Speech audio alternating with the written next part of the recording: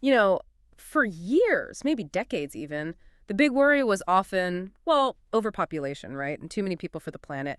But what if that whole story is flipping? What if actually one of the biggest demographic shifts happening right now is the complete opposite, like a really rapid global fall in birth rates? Yeah, it's not just a future prediction anymore. It's really happening. You can see it in the data, country after country. Yeah. And what's really striking, I think, is just how fast it's moving and, how it's starting to ripple out and affect almost everything. Absolutely. So in this deep dive, we're going to unpack the material you sent over on this. We want to explore the surprising numbers, maybe push back on some of the common ideas people have about why, and really try to dig into what seems to be driving this trend all over the world, and what kind of future we might be looking at. And for me, it's been quite a journey. My background was more in things like gender equality, women's economic choices. But seeing the data, especially firsthand in places like South Korea, and actually talking to people, hearing their stories, it just became clear this was something huge. It wasn't just an academic thing. It felt deeply personal and, frankly, globally significant. Pulled me right into demographics more than I ever thought I'd be.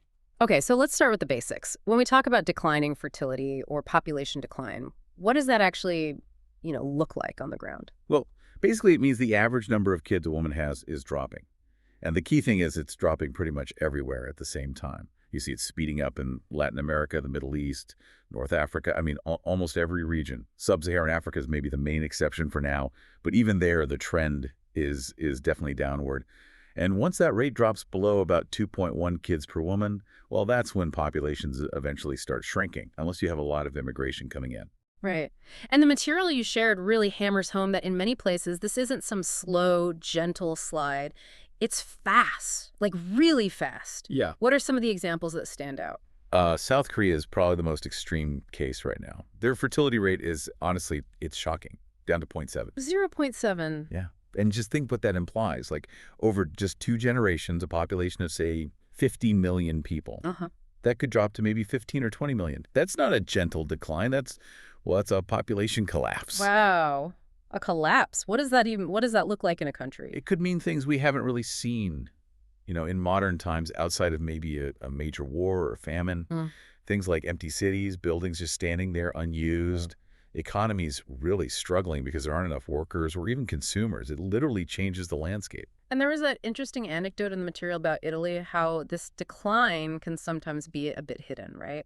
Exactly. Because if you fly into Rome or Milan, the big cities, they still feel busy, crowded even, partly because people move there from other parts of the country. But then you go out into the smaller towns, those, beautiful old hill towns, and that's where you really see it. Fewer young families, the population getting older, schools closing down. The density of the hubs can kind of mask the emptying out that's happening overall. Or, like the anecdote said, you might notice there are more shops for pets than for kid stuff. Yeah, that image really sticks. Okay, so beyond the physical changes, what are the big economic impacts, the consequences of this kind of shift? Oh, they're huge. I mean, first, an older population means a smaller share of people are actually working, so lower Right. productivity overall. And then you have this massive increase in let's call it the burden on that smaller group of younger workers. They have to support more and more retirees, pensions, healthcare. It puts an incredible strain on public finances. A fiscal squeeze, basically. Exactly. Which means less money left over for everything else. Infrastructure, maybe education, even big priorities like tackling climate change. Plus, there's another angle. If young people in these shrinking economies feel worried about their own future, they might save more, like we've seen in China. But if they save more, They spend less today. right, which slows down the economy even more, it's a really tough cycle to break. It's just such a massive, complicated issue. And you mentioned your own background, how you shifted focus. The material points out that for a while, talking about falling birth rates was sort of seen as, well, maybe a bit fringe or associated with right-wing cranks, as the source put it. How did it become so central for you? It became impossible to ignore, really, Yeah. through the data, but also the conversations. I remember early in my career doing interviews in, say, Zambia.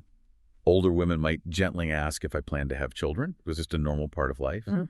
But then spending time in East Asia, seeing fertility rates literally fall below 1 child per woman, and hearing young people, older people, everyone talk about why they weren't partnering up or weren't having kids, It just hit me that this wasn't some niche concern. This was a fundamental force reshaping entire societies, regardless of their politics or culture. It demanded serious attention, not just dismissal. Yeah, that makes sense. Which brings us nicely to the why, because now that it's more visible, everyone seems to have a pet theory. But the material you gathered suggests a lot of these common explanations. They don't really hold up when you look at the whole world, do they? What are some of those? Yeah, you hear a few recurring ones. One common idea, often from a more, let's say, left-leaning perspective, is that it's because there isn't enough public support for families. Not enough parental leave, childcare is too expensive, that kind of thing. The idea that if we just had more support, like in Scandinavia, things would be different. Right. But the tricky thing is, when you actually compare countries, places like the U.S., which have, frankly, less generous benefits, often have higher fertility rates than Sweden or Norway. And maybe more importantly, fertility is falling even in those Scandinavian countries with strong safety nets. So while support obviously helps families, it doesn't seem to be the magic bullet that stops the overall global decline. Okay, interesting. What about the other side? Like a more conservative view, maybe it's about the decline of religion or traditional values. Well, the data makes that one difficult too. Fertility rates are absolutely collapsing in some very conservative, very religious societies. Think about Egypt, Tunisia, Turkey, even parts of India like Tamil Nadu. These are places that haven't seen the same kind of broad secularization or, liberalization as the West, but their birth rates are plummeting just as fast, sometimes even faster. Okay, what about climate change? Is that a big driver? People being too worried about the planet's future to have kids? Look, climate anxiety is definitely real for some people, no doubt, but pinning the entire sudden simultaneous global drop on that, it's tough. The timing and the sheer uniformity across so many different cultures, economies, and levels of climate focus, it just doesn't seem to fit as the primary overarching explanation for this specific global phenomenon right now. Or the idea that it's simply about women's choices, more education, more careers? Again, if that was the sole or main driver, you'd expect the pattern to look different. You wouldn't necessarily see such rapid declines in conservative places where women's roles might be changing more slowly or in different ways. So these popular theories, while they might play some role somewhere, they really struggle to explain why this is happening everywhere now and so fast across such different systems. So the material points away from those usual suspects. It suggests something else is going on, something more universal. And the main explanation offered, this is where it gets really interesting. It focuses on the rise of singlehood. Yes. This is the factor that jumps out most dramatically in the data we have. There's been this huge, measurable increase in the number of people, especially young adults, who are neither married nor living with a partner. In the U.S., for instance, it's over half of 18 to 34-year-olds are single. Over half. Wow, that's staggering. It really is. And you see similar patterns emerging in Latin America, East Asia, places like Korea, China. The material mentions talking to students in China who weren't just single, but seemed to have very little intention, maybe even desire, to get married down the line. And the connection between more people being single and fewer babies being born, that link is really solid in the data. Extremely solid. The data suggests it's almost a one-to-one correlation globally across many, many countries. The decline in coupling people getting married or cohabiting tracks almost perfectly with the decline in fertility rates. When you look for the strongest statistical link, that's the one that stands out. It points towards a fundamental, a crisis of coupling. Okay, crisis of coupling. If people aren't pairing up, they generally don't have kids. That part seems logical. But why are fewer people coupling up now everywhere? And this is where technology enters the picture, right? Exactly. The argument put forward is that a key sort of universal shock that hit most of the world around the same time was the incredible improvement and, importantly, the accessibility of personal online entertainment. Okay, break that down. What kind of entertainment are we talking about? The material gives a whole range of examples. Think about high-quality streaming like Netflix, making it super easy and engaging to just stay home. The explosion in online gambling, apparently it's massive in places like Brazil and Latin America now. Then there's easy access to pornography, like Pornhub. Really immersive online video games, Call of Duty, World of Warcraft, that sort of thing. And obviously the endless scroll of social media, like Instagram, designed to keep you hooked. So the idea is technology just makes staying home nicer, maybe too nice. That's the core argument. Technology essentially enables a very comfortable kind of digital solitude. The entertainment isn't just available, it's hyper-engaging. It's constantly optimized with algorithms to give you little dopamine hits and keep your attention. And it's not just entertainment. Tech makes staying home easier in other ways too, like remote work becoming more common. It just creates this powerful pull away from going out and having real-world interactions. It almost sounds like tech is just out competing the effort involved in, dealing with other humans. That's a blunt way to put it, but yeah, that's the concern. And the reason it's a global phenomenon is because smartphones and internet access, while not perfectly equal everywhere, have spread incredibly fast across the globe in the last 15, 20 years. It's a shock that hit most societies around the same time, which contrasts, interestingly, with, say, sub-Saharan Africa, where smartphone penetration is generally lower and fertility rates are still higher, though falling. Hmm. But the sources suggest it's not just about being distracted, right? It goes deeper. Like how online life might actually be making it harder for us to connect, things like digital segregation and maybe losing social skills. Yes, exactly. It's not necessarily that men and women are in totally separate online worlds, but that spending so much time interacting digitally means less time spent interacting in person with a mix of people, including potential partners. And that in-person stuff is where you often build empathy, understanding, just figuring out how other people tick. There's that anecdote in the material, the guy from Catalonia. Yeah, I remember that. He said it wasn't until a female friend actually confided in him about being harassed that he really got it, and it changed how he behaved.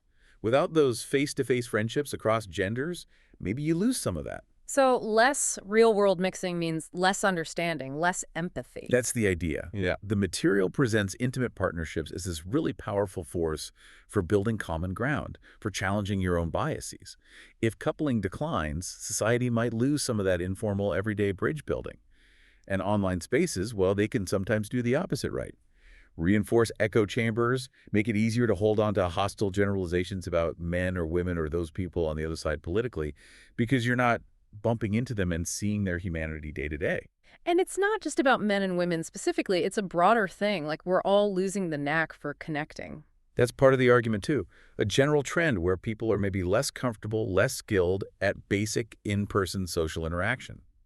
The material mentions this concept of the secular monk. Right. The guy's focusing on physique over charm. Yeah, like maybe prioritizing optimizing their workouts over actually developing conversational skills or charisma or just building a solid group of friends. And it can become a cycle, right? If you don't have a good social network, it's harder to go out and meet people even if you want to.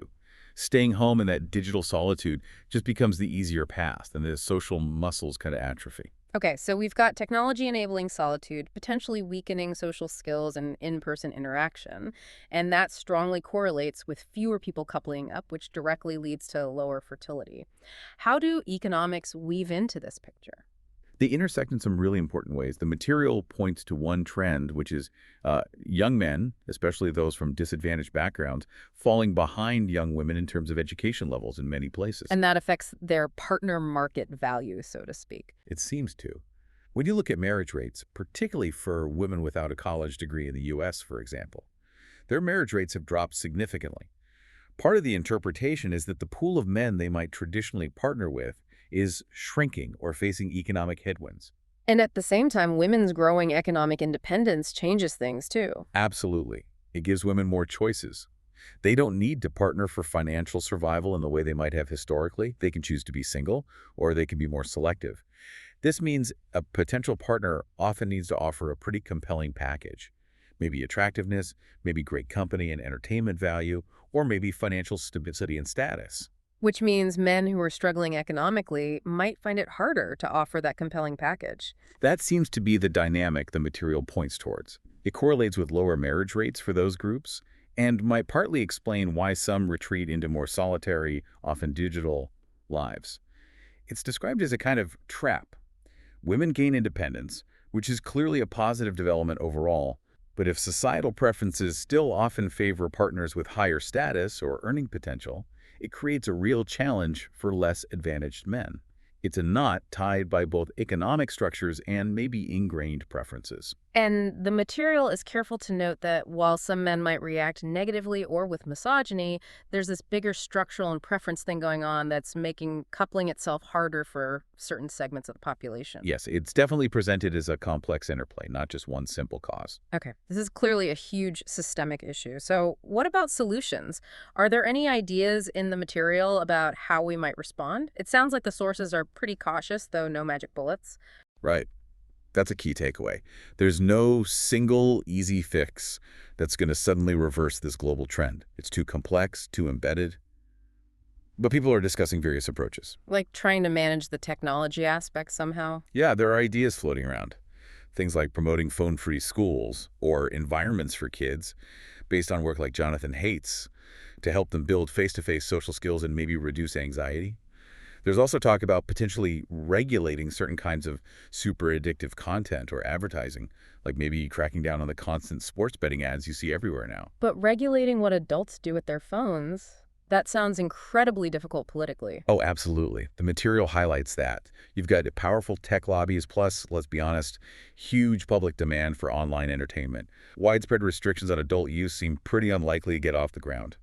What about trying to shift the culture? Like making marriage and kids seem more appealing or, I don't know, prestigious again? That comes up too.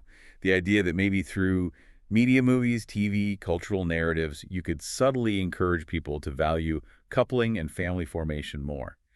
The expert in the source material even jokingly suggests Hollywood should, bring back the romantic comedy as a genre that celebrates finding love and building a life together. Huh.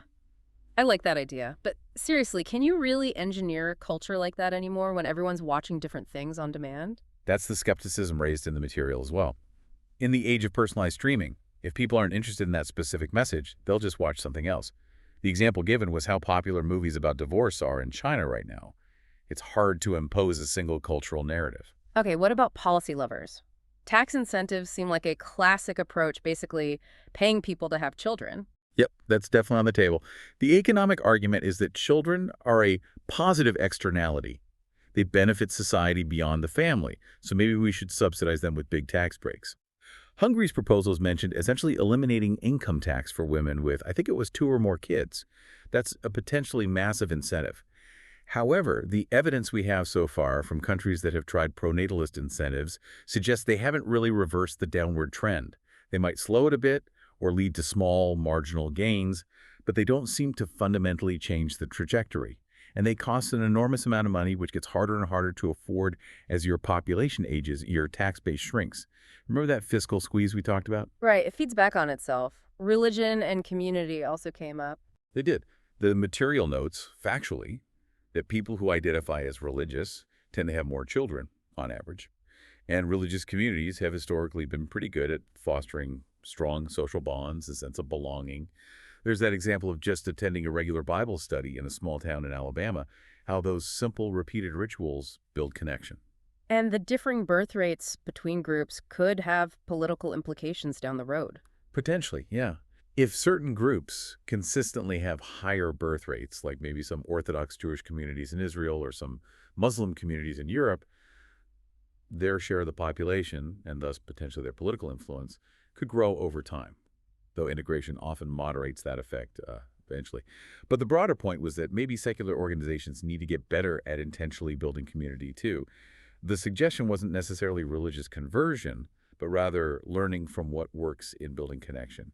The idea was basically, let's try 100 different things, pilot projects, community groups, and see what sticks, what actually helps people connect. Okay, one last area mentioned was reproductive technology, like IVF. Can that make a difference? IVF is definitely part of the picture.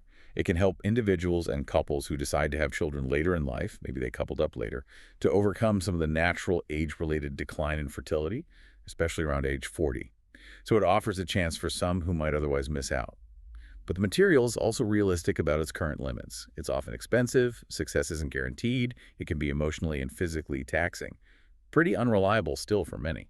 Is there a concern, though, that IVF might make people more likely to delay, thinking they have this technological backstop, a sort of moral hazard? The expert quoted seems skeptical that this is a major factor driving behavior right now. Mainly because, as we just said, people generally perceive IVF as costly and uncertain. It's not seen as a simple, reliable safety net you can count on. And fundamentally, IVF doesn't solve the coupling crisis. Raising kids is still way easier with a partner for most people. Even if you could magically extend fertility, if people aren't pairing up until much later, or not at all, you're still likely to see fewer children overall. Okay, so if these potential responses are either really hard to implement or might only have limited effects, what does the future look like if these trends just continue? The material ventures into some speculation here, looking towards, say, 2080. Yeah, and it's important to stress this is speculation, projecting current trends forward, not a firm prediction. But if things continue on this path and interventions aren't effective, the economic outlook isn't great. Societies could become significantly poorer. Public services might deteriorate because of that fiscal pressure. Economic dynamism, innovation, that could slow down. I Unless there's some massive external factor like huge waves of immigration or maybe a truly transformative AI boom that boosts productivity enormously. But those are big ifs. And the political landscape, how might that change? Well, a few possibilities are raised. In places like the U.S., those differential birth rates we mentioned could slowly shift the political balance over time, maybe towards parties whose supporters are currently having more kids, which often leans more conservative. In Europe, the worry is more that economic stagnation and frustration could fuel support for illiberalism, maybe authoritarian leaders promising easy answers. And then there's this idea called the low fertility trap. The trap. What's that? It's basically where you get this growing block of older voters who, understandably, vote to protect their benefits, pensions, healthcare, which makes it politically really difficult to invest heavily in young people. Things like education, family support, things that might actually boost the future economy, and maybe fertility rates. So the present needs of the large elderly population make it hard to invest in the future. Exactly. It becomes a self-reinforcing cycle. And if you add to that the idea that people might be spending more time in online echo chambers, potentially leading to less understanding across political divides, well, you could see increased polarization and maybe more illiberal sentiment taking root. And just physically, the world could look different. You mentioned empty cities earlier. Yeah, that possibility is raised again. Yeah. The material points to China's issues with empty apartment buildings and infrastructure built for growth that didn't quite happen as a cautionary tale. It's not usually a positive sign to have lots of empty buildings. It often signals economic distress and social decline. So the notion that maybe a less crowded world is automatically better or creates opportunities, it's not that simple. That seems to be the caution. Yes, maybe there's more physical space per person, but turning vacant land or buildings into thriving communities or opportunities requires deliberate effort, investment, social organization. It doesn't just happen on its own. It needs intentionality. Okay, so bringing this all back, Mhm. what does this mean for you, our listener, especially if you're younger, trying to figure out your life in this changing world? Well, one point the material really emphasizes is that young people need to understand the economic side of this demographic shift just as seriously as they understand something like climate change. It's going to fundamentally shape the world they inherit, the opportunities they have, the challenges they face. And it connects directly to things many young people are already feeling, right? Like the high rates of reported loneliness, anxiety, maybe a sense of unhappiness. Exactly. And this is where the material tries to offer maybe a slightly different, perhaps more optimistic frame. It suggests that given all these challenges, the digital solitude, the potential decline in social skills, maybe we need to consciously, actively celebrate the value of real-world human connection. Things like romantic love, deep friendships, finding people you can really care for and support, building those emotional bonds, devotion. These aren't just nice-to-haves, they're fundamental to human flourishing. So it's not just about hitting a certain birth rate number, but maybe about fostering the conditions for human happiness and connection. And maybe as a side effect, that leads to more people partnering up and deciding to have families. That's precisely the idea, shifting the focus culturally to genuinely celebrate companionship, romantic love. Yeah. Yeah, maybe even through more rom-coms. It's not just a strategy for fertility. It's a strategy for combating loneliness, for building empathy, for strengthening communities, and ultimately for fostering deeper personal happiness. It's about prioritizing connection itself. Okay, let's try and wrap this deep dive up. We started with the idea that the old story of overpopulation is being replaced by a new pressing reality, a sharp global fall in fertility rates. And this has huge economic, social, political consequences. And a key driver, the material strongly suggests, seems to be this crisis of coupling. Fewer people are pairing up, and this appears significantly linked to the rise of incredibly engaging personal online entertainment, leading towards more digital solitude and potentially weakening our real-world social muscles. And while there are no easy answers, no magic policy bullets, the need to find ways to actively foster real-world connection, community, and strong relationships seems absolutely critical whatever happens with birth rates. Yeah, it feels like one of the defining challenges really for the decades ahead. Which leaves us and you, the listener, with maybe this final thought to chew on. In a world that seems increasingly geared towards digital isolation, where forming deep, meaningful connections can feel harder, how can we, as individuals, as communities, intentionally push back? How can we actively build and nurture the friendships, the communities, the romantic partnerships that bring genuine happiness and meaning? What role could you play right now in prioritizing that kind of real human connection in your own life and maybe in the lives of those around you? Definitely something worth thinking about.